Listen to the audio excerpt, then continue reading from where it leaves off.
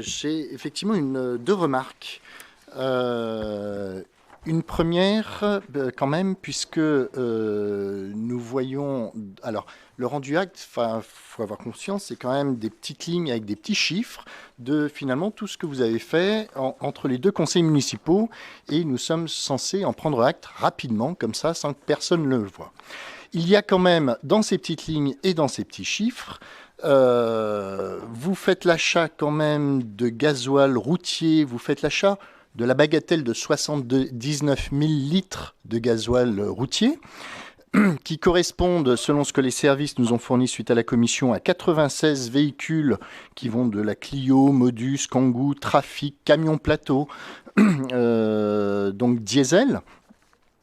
Et puis, ces 96 véhicules diesel qui roulent de la ville de Grenoble et du CCAS de Grenoble. Nous avons dans ces véhicules 6 véhicules qui ont une vignette critère niveau 5. Je rappelle que pour les professionnels, la vignette critère 5 est interdite depuis 2019, mais vous avez fait une dérogation. Nous avons 9 véhicules critère 4. Je rappelle que pour les professionnels, c'est depuis juillet 2020 qu'ils ne peuvent plus rouler.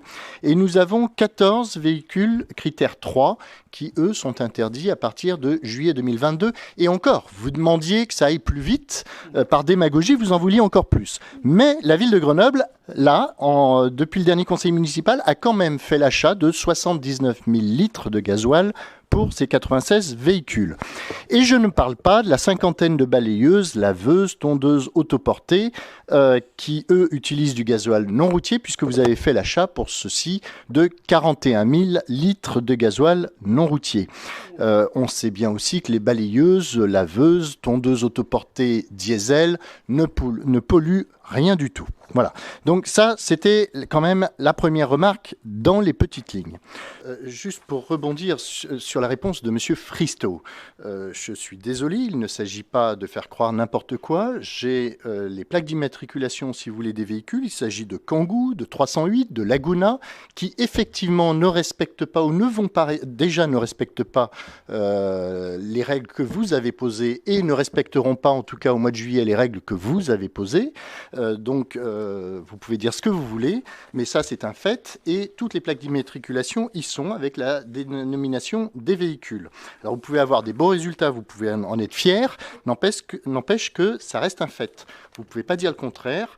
Tous les véhicules sont là. Voilà. Donc, et alors, vous ne pouvez pas demander, vous satisfaire en expliquant que vous progressez, que vous avez fait une sacrée progression, félicitations, bravo, et demander aux artisans, par contre, eux, en tout cas, de respecter ces règles.